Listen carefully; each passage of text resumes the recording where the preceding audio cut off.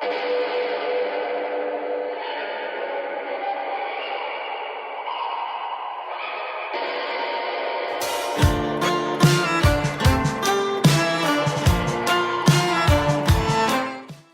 than 60 journalists have been arrested to date, and several are being charged under a law that basically condemns any speaking up against the regime. There was a spike in arrests of also artists and celebrities, and more than 100 people are in hiding. I mean, the numbers could be a lot higher. So quite a few photographers and journalists have been shot. I have a worrying situation. So we're really hoping to make a meaningful contribution for this really important cause.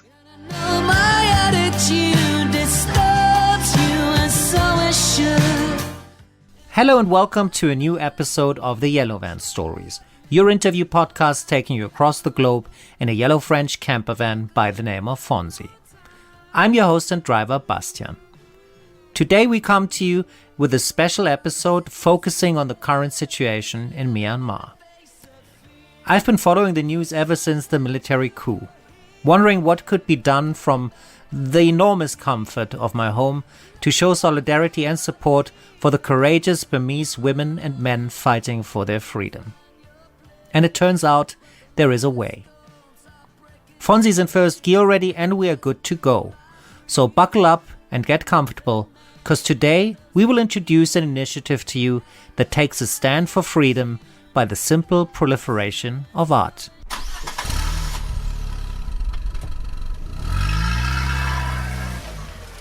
Here with us in the Yellow Van today is Chiara Luxardo, an Italian visual storyteller living in London. And I am very happy to have you in the Yellow Van today, Chiara. Welcome.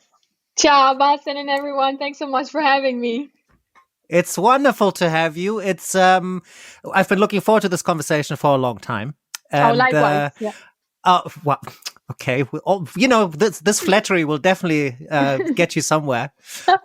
So this is really a great opportunity to talk to you today because a lot of things are happening right now in Myanmar. I had already announced this 2 weeks ago that we would dedicate some time to the topic.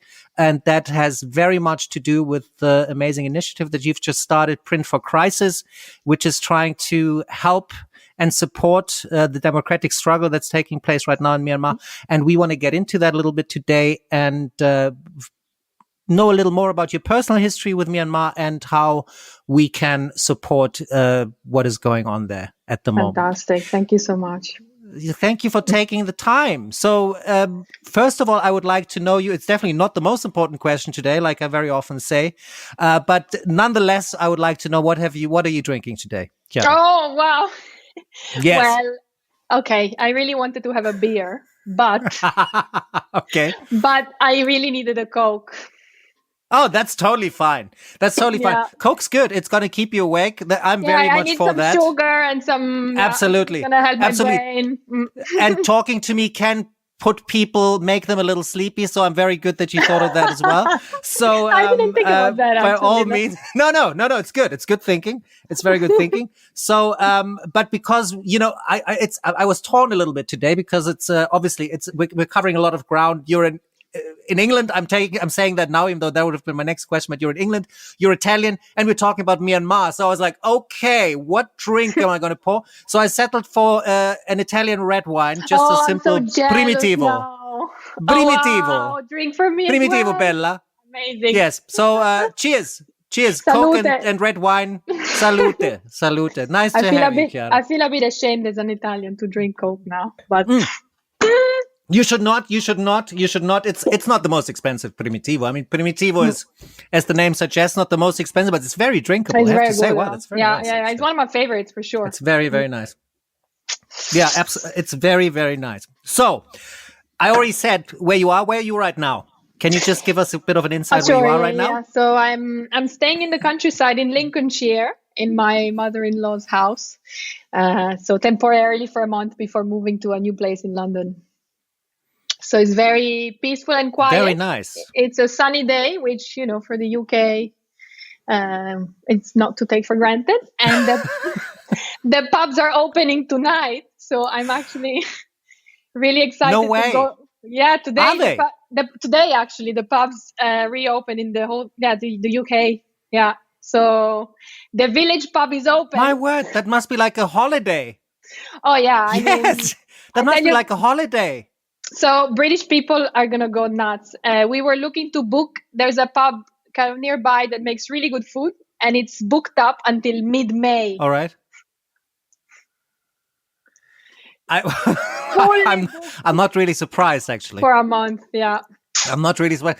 I lived in London for a year, way back when. Pub culture in England, it's something extraordinary, something unique.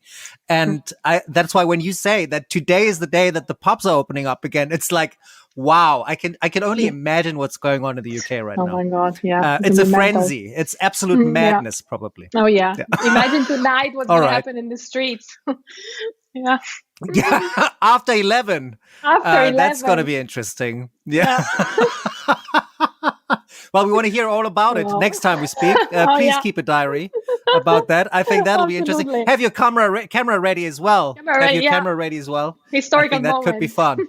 Could be fun. So, I will read an introduction about you that I handcrafted by yours truly.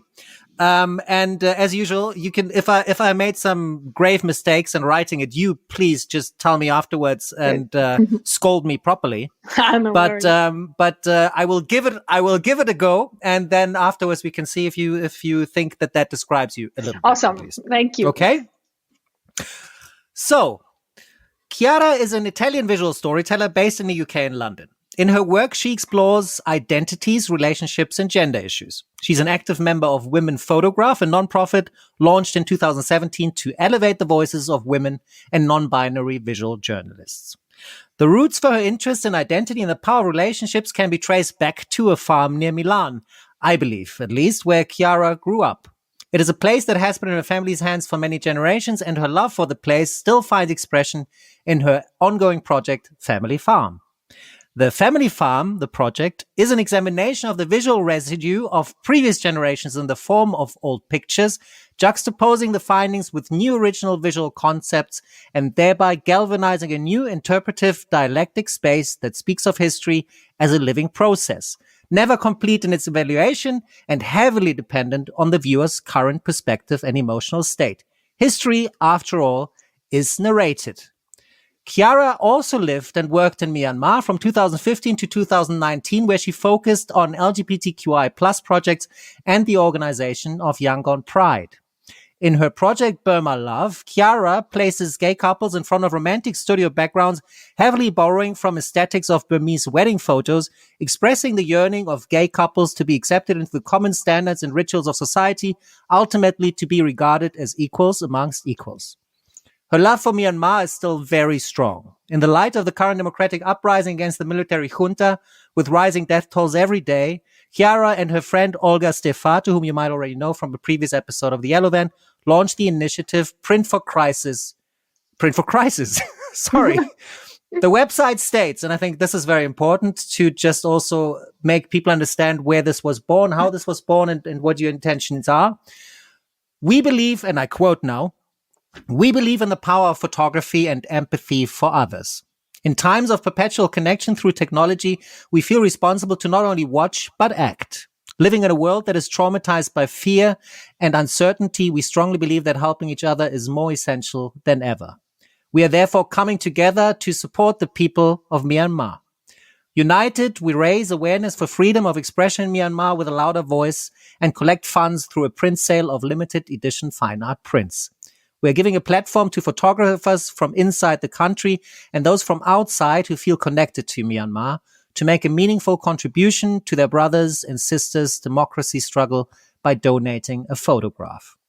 Each donated image will travel around the world to remind of beauty, connection, and independence. Together, let's send a message to the Myanmar people that they are being seen. All net proceeds will go to journalists, photographers, and artists, groups particularly targeted by the ruthless military regime. We at Mind the Bump and the Yellow Van absolutely share this belief in one human family and want to support this great idea as much as we can. So in this episode, therefore, we want to focus on what it is that made Chiara fall in love with Myanmar, why we should care about what's happening there at the moment, and how help can be as simple as hanging a beautiful photo up on your wall. So thank you so much for joining us in the Yellow Van today. Chiara, that's the end of my little introduction. Wow, Bastian, I have no words. I mean, wonderful. I don't know what to say. I'm very moved. Thank you so much. It's fine. It's fine. Don't worry. Don't say anything until I get the first question out there. I'm glad you like it. It's not about really liking it. I just really feel that I hope that it gives a bit of the whereabouts where you are right now and how this was born. Yeah, and totally. And really, I think Print for Crisis. This is very, very important. To what you are doing is amazing, and so I want to get into a little bit how this was born and how an Italian girl living in the UK has fallen in love with a place as far away as Myanmar. So that's actually one of my first questions. Like, do you still remember when you had this idea of going to Myanmar for the very first time? What triggered that idea? So initially, I was inspired by my uncle who traveled to Myanmar in the early. I think it was the late 80s, maybe in early 90s. And I remember reading his diaries. So he was traveling at the time with staying at monasteries or with nuns. Actually, it was mostly with nuns through Catholic missionaries. And he had a wonderful diary that he wrote about the travels. And he gave me this diary one year, and I think it kind of stayed with me somehow, always as a destination that I really wanted to explore, that I found so fascinating and interesting.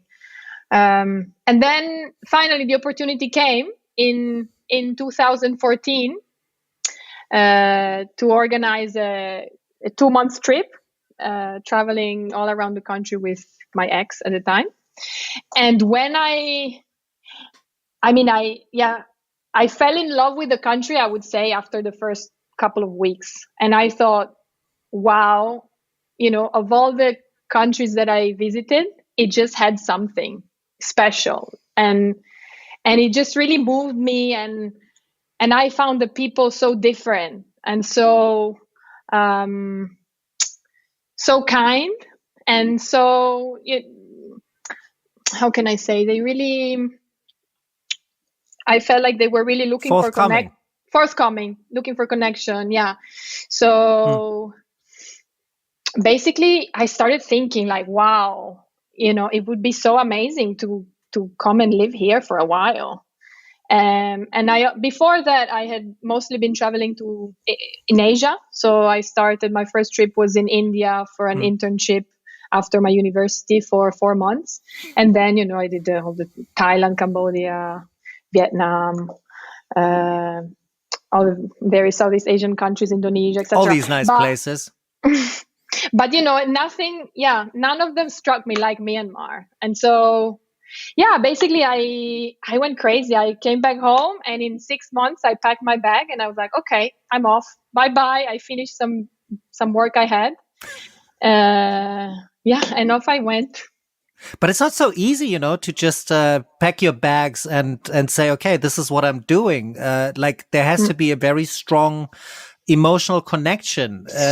What was that for you? Was it really mainly the people? Was it the places, the mix of it all? Is there anything in particular? Or is it really just that you're just stumped by the entire experience there? I think it was a mix between the people that really, really touched me and really how interesting and fascinating the country itself is from a historical and social point of view. As a photographer, to have the opportunity to really live in a place like this for some time and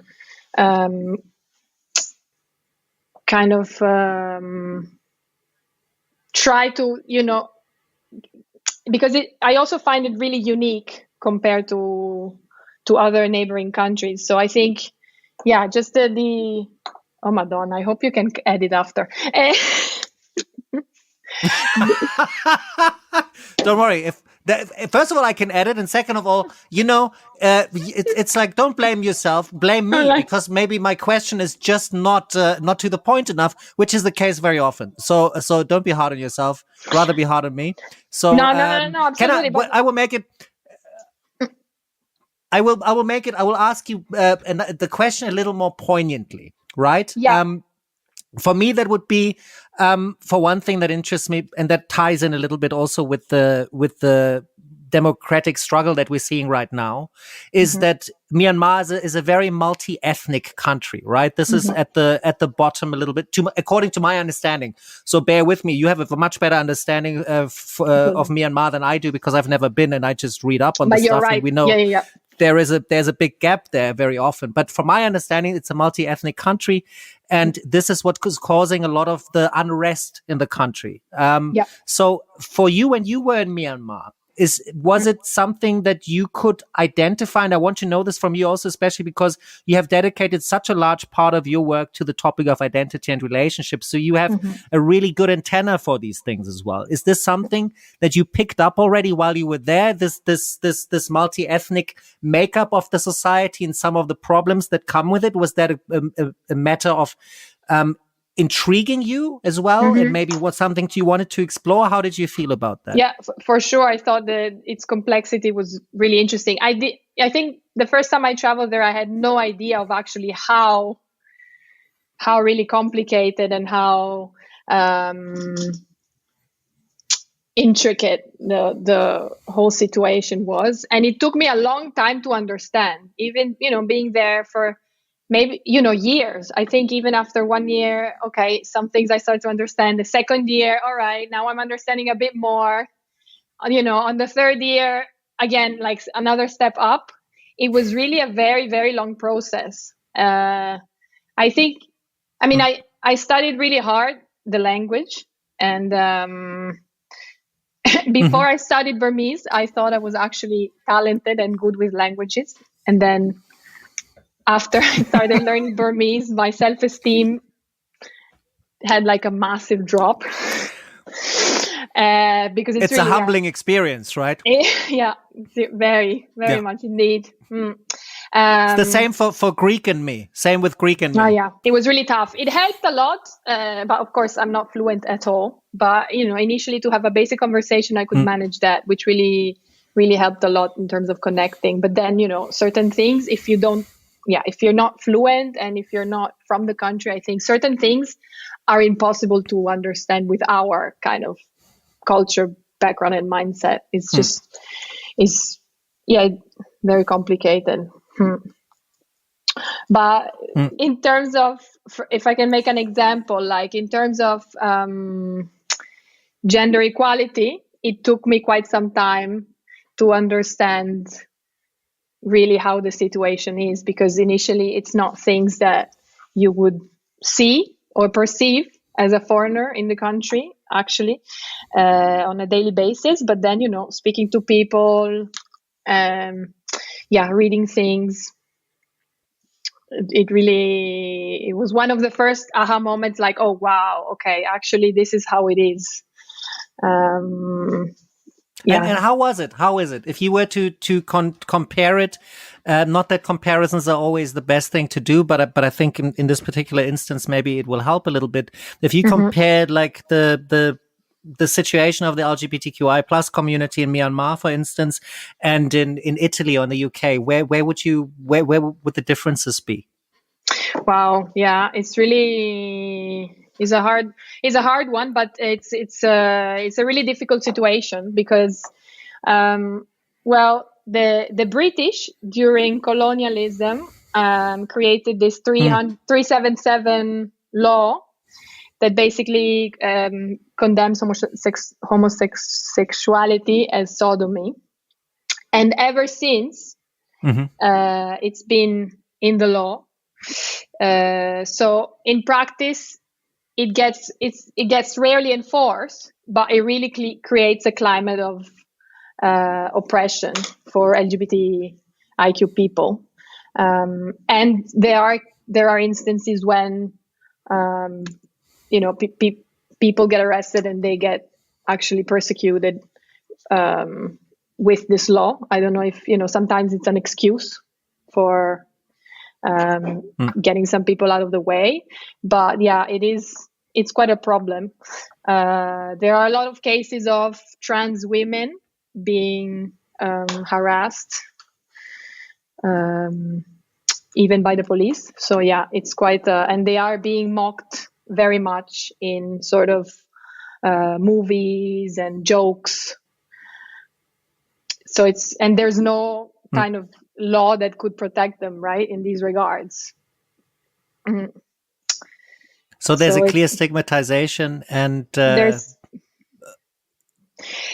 quite a lot of stigmatization, but then again, it's also very complicated, right? Because, for instance, you see a lot of cases of course, trans women that work as natkados, spirit mediums. I mean, not all spirit mediums are trans, but there are many. And in these cases, I mean, they are really respected and adored and given a lot of importance by people. You see quite a lot of makeup artists as well, hairdressers. There's in certain professions they find their space. But then, yeah, on the other hand, you also see a lot of discrimination. And I did a project focusing on tomboys, and in quite a few instances, a few of them told me that they wish, or kind of like more like they were choosing to look more like a man so that they would be more accepted because of the heteronormative and binary norms in a conservative Buddhist society. So basically, telling me like, okay, we are actually dressing up more boyish also because we look like a boy and a girl, and so we're not going to be as discriminated and harassed, I suppose, as well. And harassed a lot of the times. Yeah, for sure.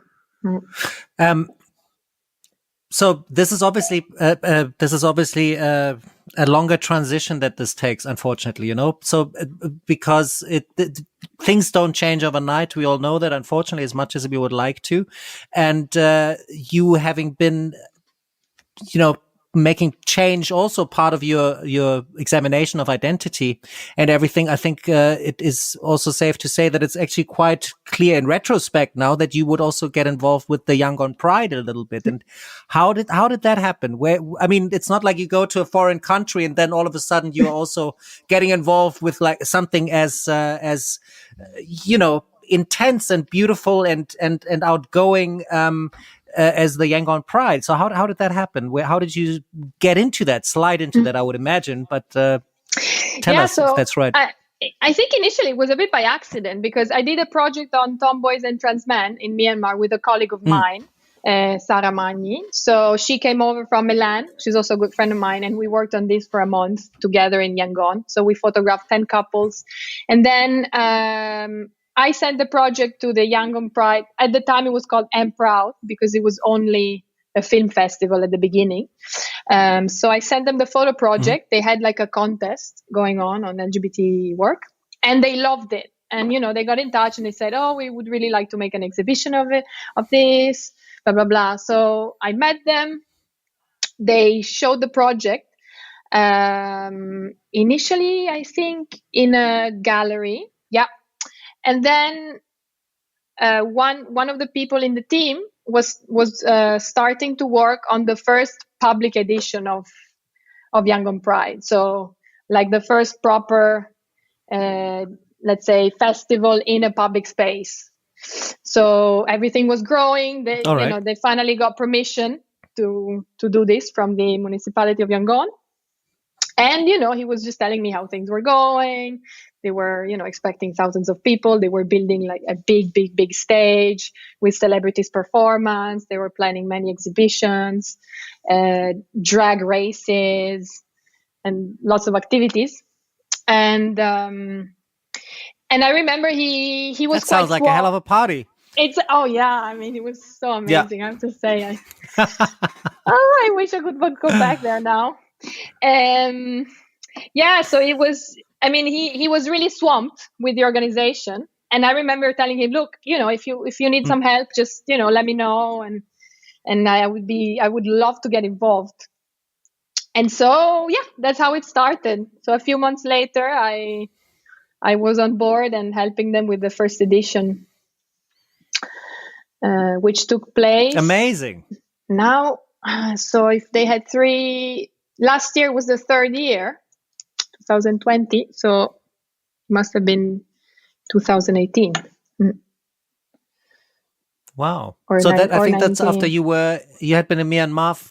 You had been in Myanmar for 2 years then, right? Yeah. I think. Yeah, I moved there at the end of 2015. And did you only stay? Where did you stay? You stayed only in Yangon, or did you also go stay in other places? I was only living in Yangon. Yeah. So I was using Yangon as a base, and then I was traveling quite a bit, but actually depending on the periods. So I did some work for some NGOs that sent me traveling to different areas. But Yangon is the base. Doing photography work there as well. Doing photography work. Yeah. So I was freelancing. I was mostly freelancing for magazines, international magazines, and local NGOs, local and international NGOs. Wow. Okay. So usually, I would say that also first of all, to organize something like the Yangon Pride in Yangon and in Myanmar, is not just in Myanmar, but I think the world over, the more gay rights a country is willing to accommodate in their already pre-existing societal structures, it's also a sign of a society opening up, right? At least that's my understanding. So this is also an indication how the society was opening up. Therefore, so how would you describe the spirit at that time in general? Because you also did this project in transition, which is also a remarkable project, I think. And everybody, I will link to your website, and people should really check out your wonderful projects and also that project in particular. It has to do with a lot of people. It has to do with people in transition, in the sense of protesting for their rights, wanting to transform society. Wanting change that they can be a part of, because for 50 years already, Myanmar had been under a military dictatorship, and only in 2010, correct me if I'm wrong, I think they had the first democratic elections. Now, we will not get into the details, not about how a quarter of those seats were still held by the military and so on, but it was a huge step, right? Yeah, and you definitely. Got there 6 years after. What was the general feeling there at the time?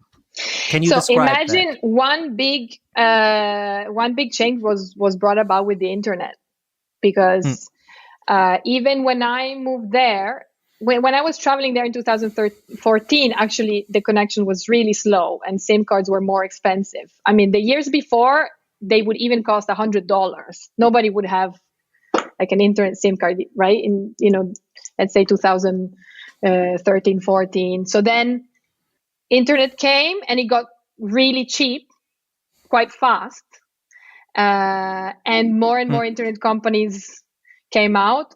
The coverage until a few months ago, now the whole country is shut down completely, unfortunately, from the internet. But before that, you would find farmers in the middle of nowhere with their phone connected on Facebook, right, recently. So I think that was a big kind of motor of change for people, for information, for freedom in a way. Of course, the internet has its downsides as well. And we don't have to get into that, but this was a really that's a whole other conversation. That's all, yeah. And Yangon was exploding in terms of change, constructions, roads. It was really quite shocking how it changed in 6 months you would just see a shopping mall suddenly boom. And before, I remember in 2015 I couldn't find underwear for myself, like in terms of like just normal cotton my size underwear. I was really struggling because there was one mall, and yeah, sometimes size was not good because I'm quite tall. Yeah. And yeah, so but yeah, you find when you're traveling, when you're traveling. Exactly. And when you're traveling, we all know, you can get away with so much more stuff, and even though you're living abroad and you're living in Myanmar, you can always just qualify it as traveling. So it's totally fine. Wear underwear inside out, who cares? Nobody will check. Change them the other side. So, yeah, exactly. So no harm done there. What you're describing there is there was a spirit of departure into a new era. Right. Yeah. I think it was something that was very much, it was in the air. It was almost touchable. More and more companies came in as well to do business, so many also local kind of small local initiatives in terms of even just tourism wise, the small family guest houses that finally would just, pop up everywhere around the country. And this was just really recently because, a decade ago, it was just mostly government-run hotels. So it really underwent a crazy transformation, like in so many sectors and so quickly. Yeah. It's like a fast forward to globalization at like 3 times the speed of other places, right? Which is also one of the, at least from what I've read and what I understand, is one of the problems also though of this booming economy is also that the military is also very much invested in the infrastructure and in Myanmar economy, right? They're funding themselves pretty much. So that's why you have a lot of military running a lot of business operations. And therefore, the shutting down of certain things will really hurt them financially. And therefore, it is even more difficult to come to some sort of a conclusion in the current state now, right? It's really tough. Yeah. It's going to be really tough for the people as well. I think the military will still manage to do some businesses because some countries are not gonna actually. Some countries are still gonna engage, mostly ASEAN countries, especially China. They're not really gonna, say, "Oh, yeah, your human rights are not doing great, so we're backing off." They're never gonna do that. So. They will still get some financing. Let's see how it's going to be. But, many businesses are going to be really, really hurt. And it breaks my heart to think about, all the small, like family-owned businesses that recently started that are just going to be destroyed at the moment. Yeah. Did you at the time also, like, I'm going just in between that period now as well, when you did your in transition work, because, to have this moment of departure in a society and then having a democratic process, it's the one thing having and also wanting democracy, but it is something that takes place in a lot of small places. I think democratic infrastructure is something that also grows through community, the little communities, to lay down the little pieces there, to have some sort of a representation in the little villages, have elections and so on and so on. It's nothing that changes on a big scale. It is something that really changes on the small scale, first of all. Did you at that time already see that happening? How was that transformation in Myanmar taking place? I think I would say honestly that I might be taking sides now, but like Yangon Pride was the first edition of Pride in a public park with about 8,000 people over 3 days, was one of those moments where I was like, okay, wow, something is changing. And it was just such a hard year because, the genocide happened earlier. And the Rohingya genocide? The Rohingya genocide. There were a lot of, so really awful things happening at the same time. That was the same year. Well, I was before, I think. Because I need to check when the first edition of Pride was. Oh my God, I'm really bad with. Wait, I actually. It was we had Pride the year after or 2 years after. So the Rohingya genocide happened before Pride. Yeah. Mm-hmm. All right. And I remember, thinking of all the, bad things that are happening when I saw all these people, and including, little scenes, like maybe you would see the policeman with the kids looking at an exhibition about LGBT people, but like interestingly looking at it, like it was, or, you would see a couple holding hands, or, a couple like super nicely dressed and cute, going around looking and reading super carefully all the captions of the photos, and or hugging during a concert. It was really super moving, and I thought like, wow, maybe something is changing here. Like, it's actually quite impressive. We're having a gay festival in a country that condemns homosexuality. It's really the idea itself, but also giving them a place and a space, because there aren't any. And then so the second year of Pride, we also did a boat parade on the river. So we had like 3 big boats and then a flotilla of small boats coming after us with some rainbow flags. And it was a bit kind of the only way to do a sort of demonstration, because we weren't able to get any permission to do a proper street parade. And we somehow, Why was that? Well, in general, they are not very, let's say, they don't encourage. Ever since, I think it's something that comes back historically from the other big, demonstrations they had in the past decades. They don't grant easily permission for street protest. It's very hard. You need to kind of ask permission in every township, and it's also, it can get very messy. So we kind of bypassed this idea, and we had our little Pride on the river twice. And we would then because end up it's at the safer, park. Generally speaking. Yeah, safer and kind of more manageable to organize. Yeah, without risks and. All right.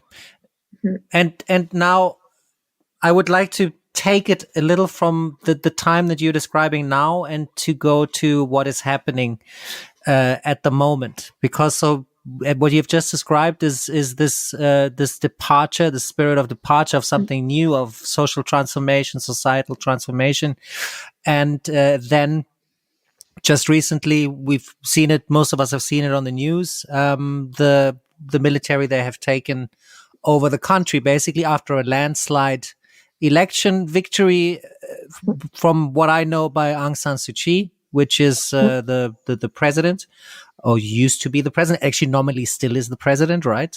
Who's under house arrest now.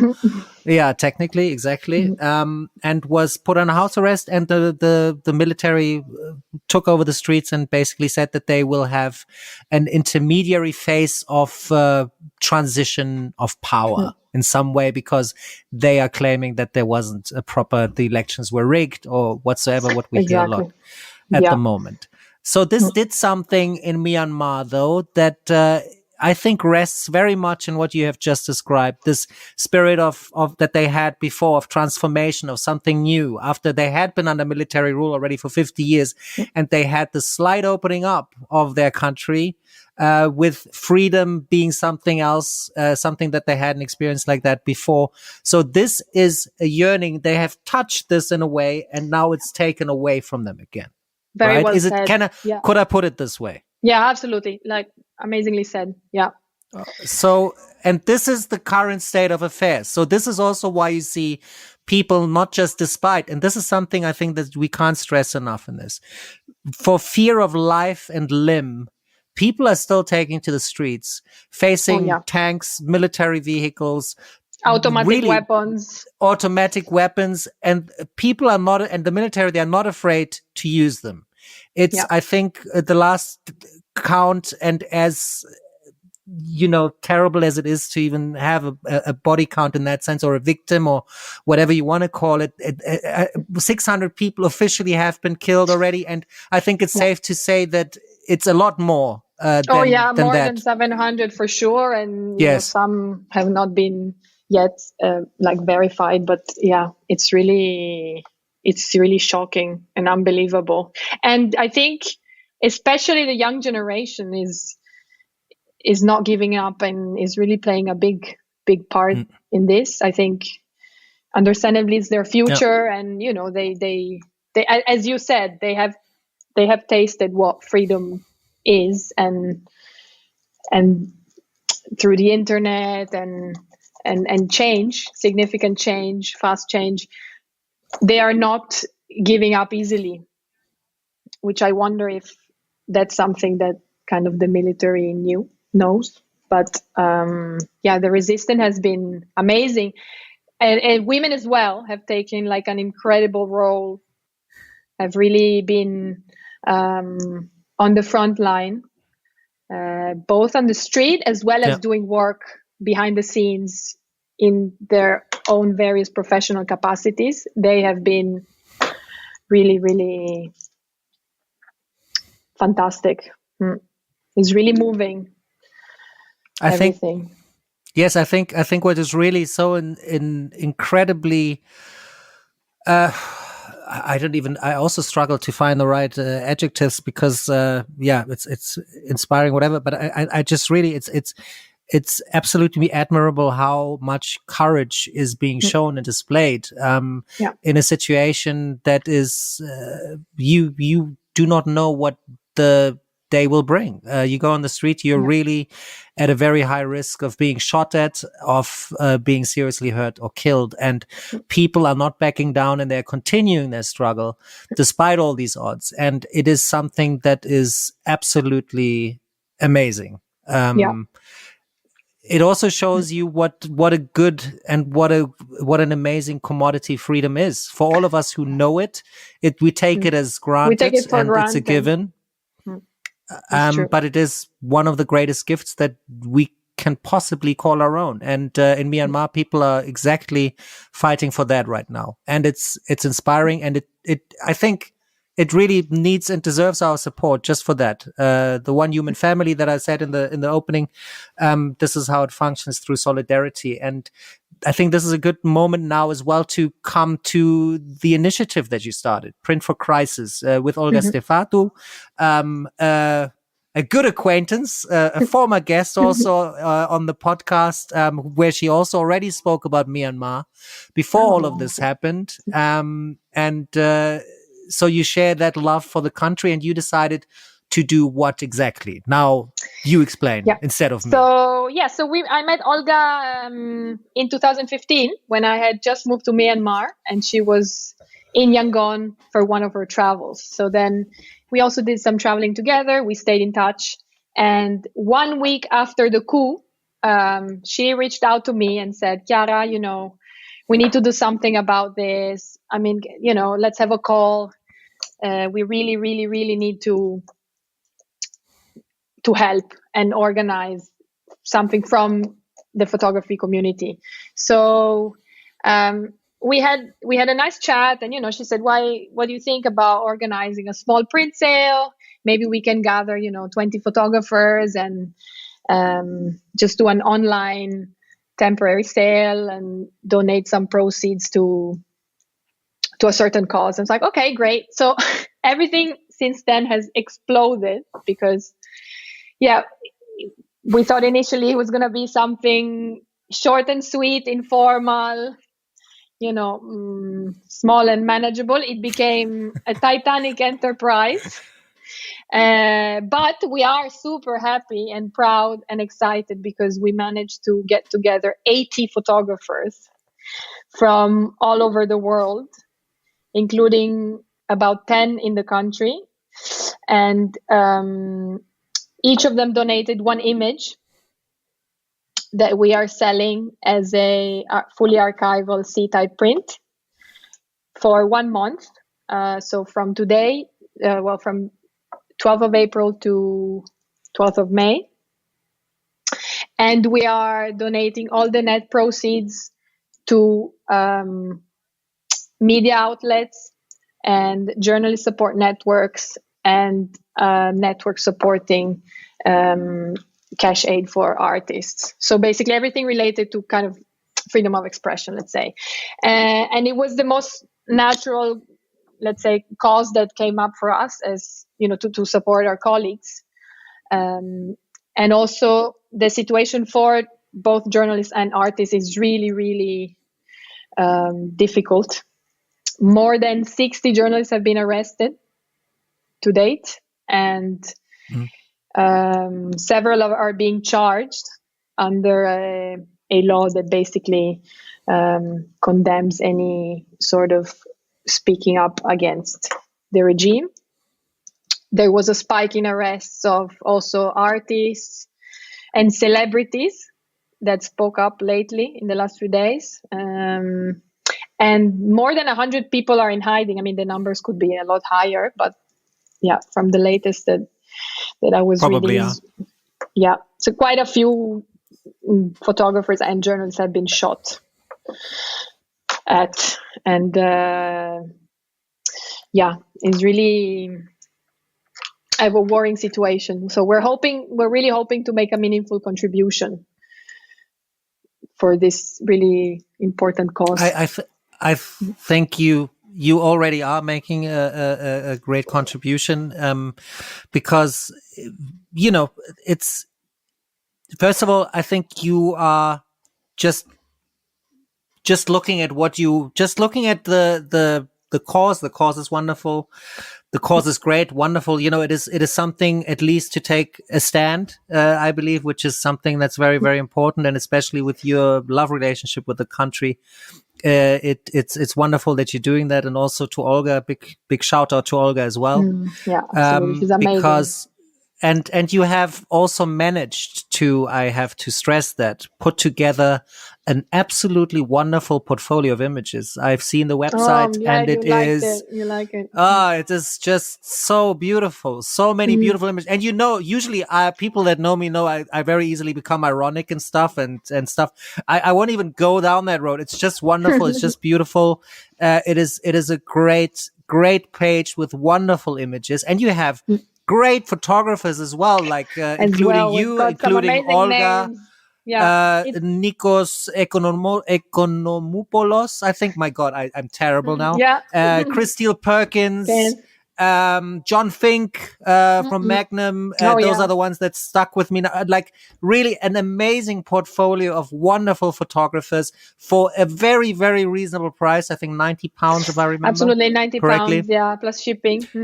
Yeah. Yeah. So, so doing good by buying a wonderful photo for a great price, like it serves all the purposes. It's already a wonderful project. How was it when you started planning this? Because you said it kind of grew and it became so big. How did it become so big? What was the reason for that? Like, because it's easy to say we want to have 20 photographers. Okay, we're done. Thank you very much. But you said it just became so big. How did that happen? So I think we initially reached out to 20, but initially we didn't get many responses. So we were like, oh, wow, okay, so maybe we should email more people, right? We did our, independent research, and through our networks, people whose work we admire, that we had seen coming out of Myanmar, or kind of colleagues, friends of friends who suggested some names as well. So I think, yeah, we started like that and we're like, oh, we're not getting so many replies. So we emailed more people, and then just suddenly basically 90% said yes. So, but what we didn't take into account was that people often reply under deadline. When you put a deadline for something. Lessons learned. Lessons learned, yes. Learned. Maybe photographers in particular reply under deadline. It's possible. And I think there's a good chance that there's a connection, yes. Yeah, so kind of the numbers like skyrocketed. And also, people also, some people also got excited and told other people who then got in touch with us. And we launched today and we already received about 15 emails from photographers that would like to join and donate an image. So now we need to see exactly what we're going to do about that, how we're going to manage extra people joining, because we have a lot on our plate to take care of. And yes, social media being the main thing, because none of us, neither me nor Olga, are social media managers. We're not really great at it either. And it's a lot of work that we never forecasted, but everything has been a lot of work. Like just, opening a social enterprise in England, in some ways it's fast and easy, right? Because, you do all the paperwork online, it's £27, the registration, etc. So yes, but then still there is a lot to figure out about it that you need to really investigate, understand, etc. So yeah, compared to Italy, I would say very fast and efficient, but it is still a lot of work.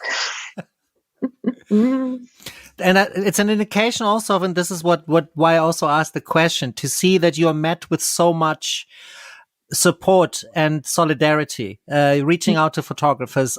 I personally know that that's not always the case. If you ask photographers to just give their image for a cause, and understandably so as well, because images can very often be used in a context that you're not okay with. If you are the author of a photo, so you should be careful. I think it's due diligence, because you don't want your own images to support a cause that you are not supporting yourself, and the danger is there. So no criticism there, no judgment, but nonetheless, in this particular instance, photographers just really came and wanted to help, wanted to support you, because they felt that this was something they wanted to see their photo contribute to, their work contribute to. And that's extraordinary in itself. And it shows that we can just rise above when we just feel that there's something that is undoubtedly a good cause. Absolutely. Is that your experience as well? This kind of solidarity that you've met? It's been amazing. And also, consider that for some photographers, this might also be a tricky time.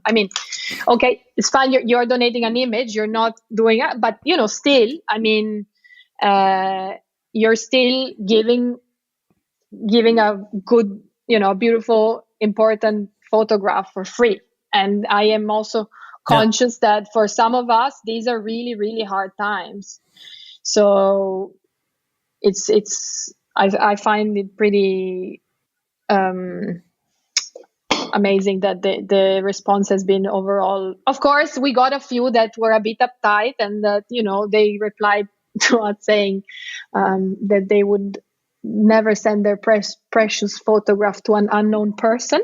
So a few of these we had, but they're very small, very, very small compared to the numbers. So that's with everything. Mm-hmm. Yes, and also, no judgment there. But like I said, it's good to make sure who uses your images and stuff. But that's why, like, if you say kind of 90% or something like that, that's absolutely extraordinary, and it just shows that great. Human beings are they're good, I believe, in essence and at heart, and they just need the right kind of rallying cry. I think that's just what's maybe missing sometimes. And in this particular circumstance, it seems to have met exactly that sentiment. It's also so amazing, I think, as a photographer, to finally use the medium in a new way, which is not just, publishing a story, doing an exhibition, but it's actually like using photography to raise money and awareness as well, yes, but for something important that we really care about, it's really both me and Olga were really motivated by this idea to find like a new purpose for the medium. Wonderful. So now what I would like to know as well from you is, how did you find all the photographers? Where did you just randomly write to all the photographers in the world? Or was it obviously mainly like agencies? Was it photographers you knew as well, of course, I suppose? You said that already as well. I met quite a few, in Myanmar that just came through the country. The photo community there is quite small. So I did manage to meet a lot of them personally. Then we had a friend who has a photography gallery in Yangon called Myanmar Data, a wonderful space. And he also gave us a hand with scouting some photographers through his network that he knows.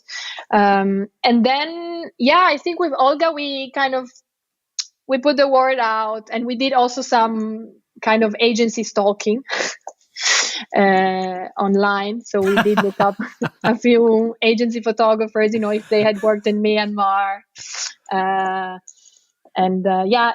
Sometimes it's tricky because, some photographers maybe had worked in Myanmar, but they didn't have work about Myanmar on the website. So, of course, we missed some of those as well.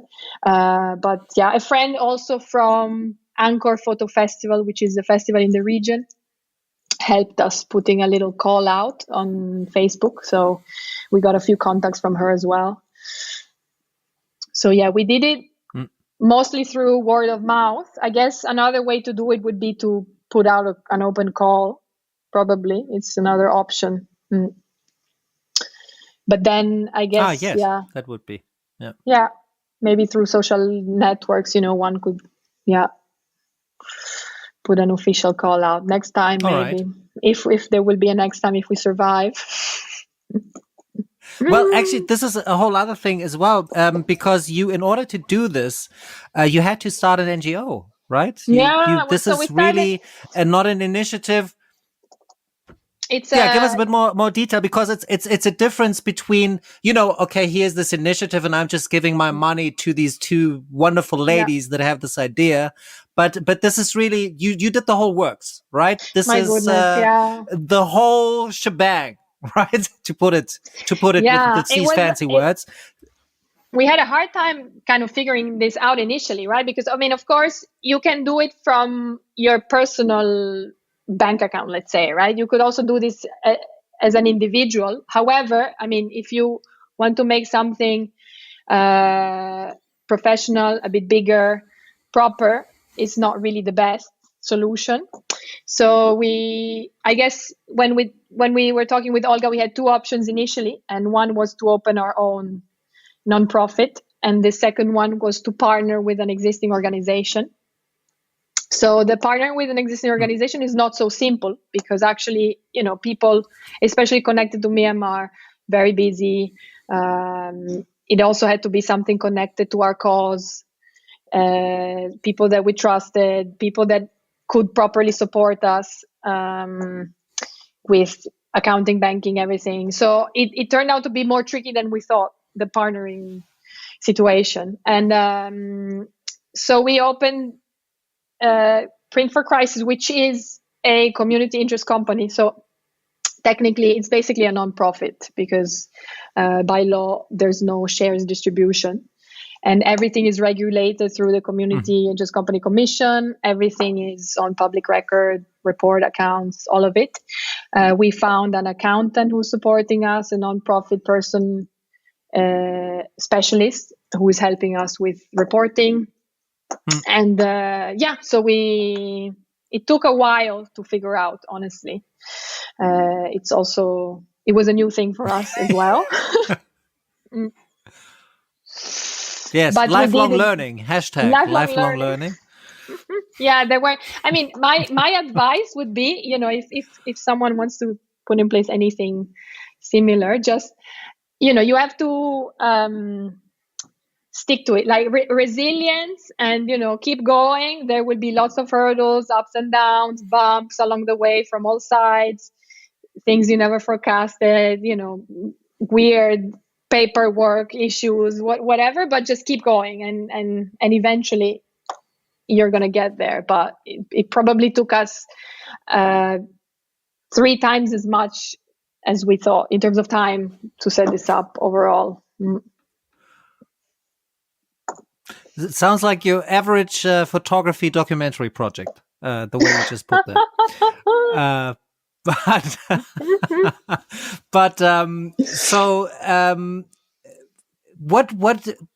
what are your hopes for the initiative? What are your hopes for? Do you have a number of what you want to of a sales number? Is there like a particular goal that you have, or you're just taking it day by day and you're thinking every cent counts?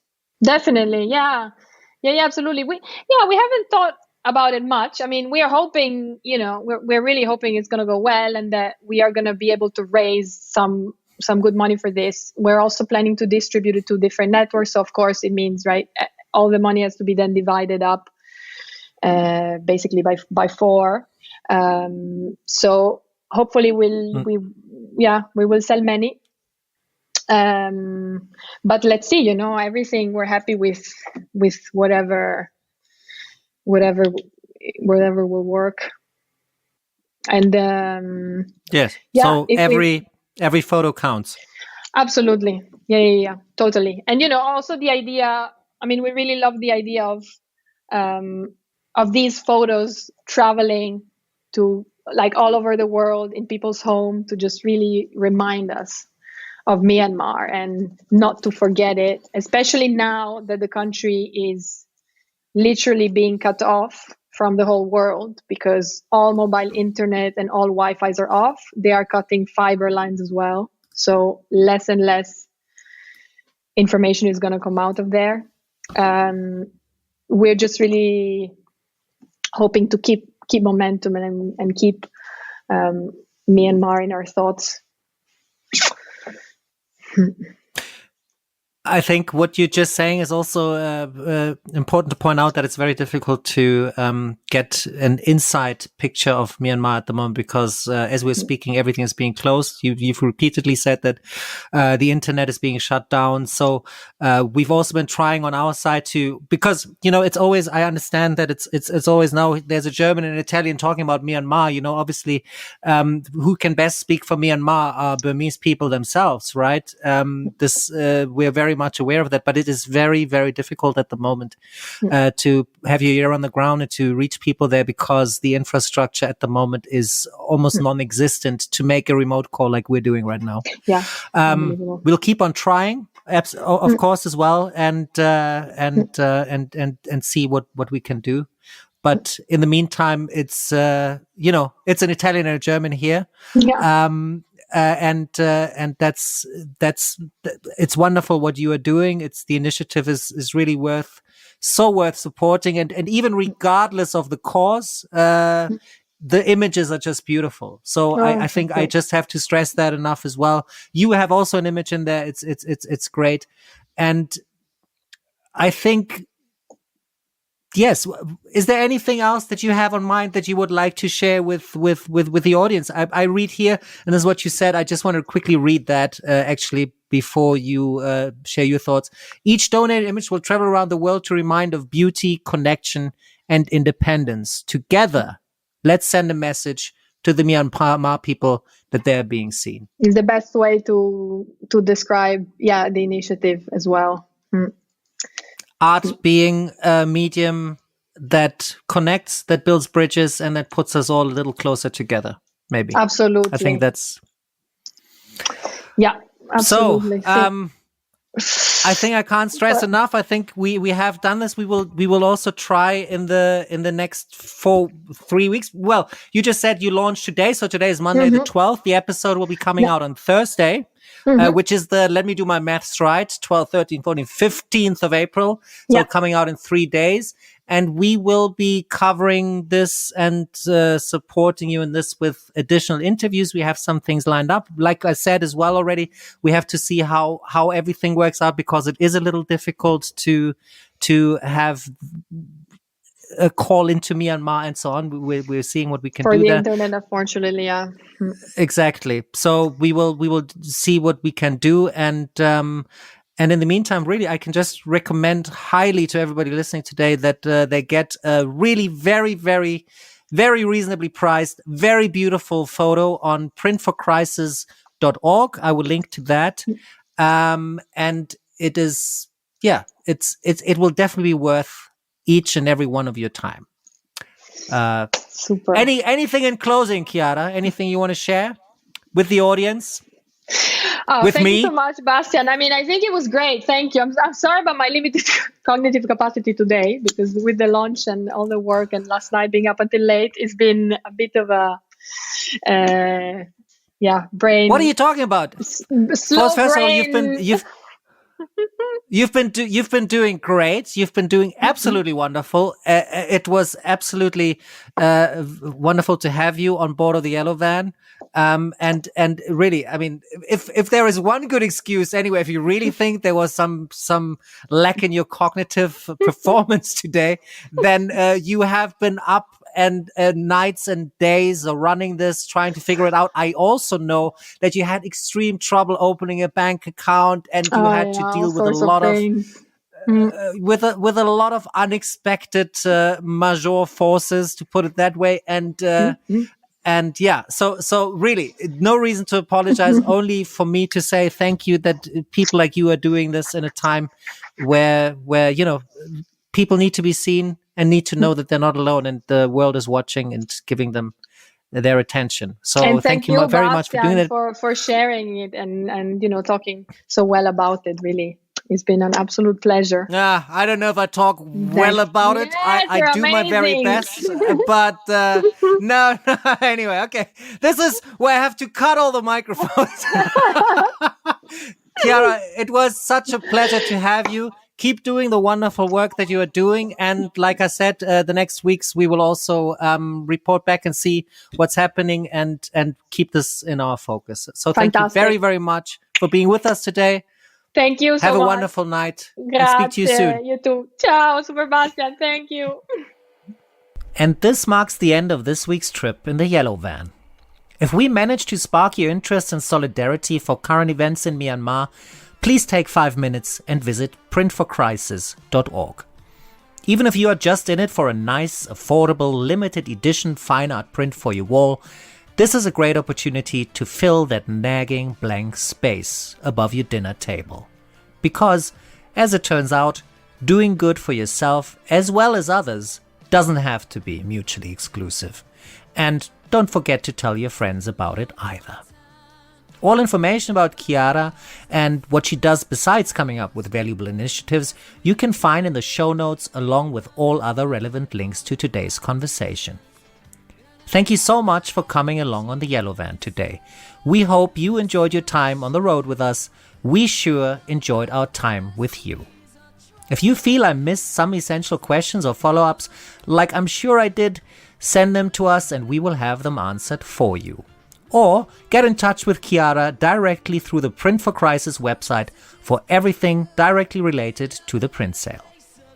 For the duration of the print sale over the next month, we will try to get Burmese voices on the show as well and plan for an extended stay in Myanmar. As the development of the situation is quite unpredictable at the moment, it will be a little touch and go. So please bear with us. We hope to welcome you back next week for a brand new episode from or about Myanmar. Until then, stay healthy, keep loving, and always remember, we are one human family. Take it away, Jim.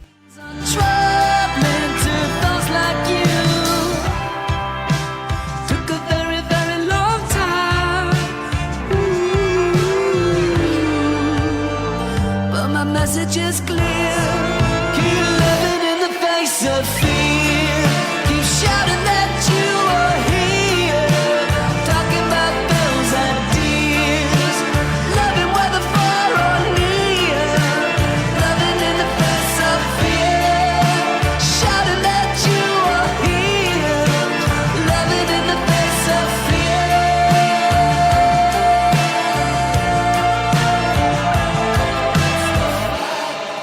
of your life? Are you standing for your rights? It's the fight of your life. Are you standing for your rights? It's the fight of your life. Are you standing for your rights? It's the fight of your life. Are you standing for your rights? It's keep loving in the face. Keep loving in the face. Keep loving in the face.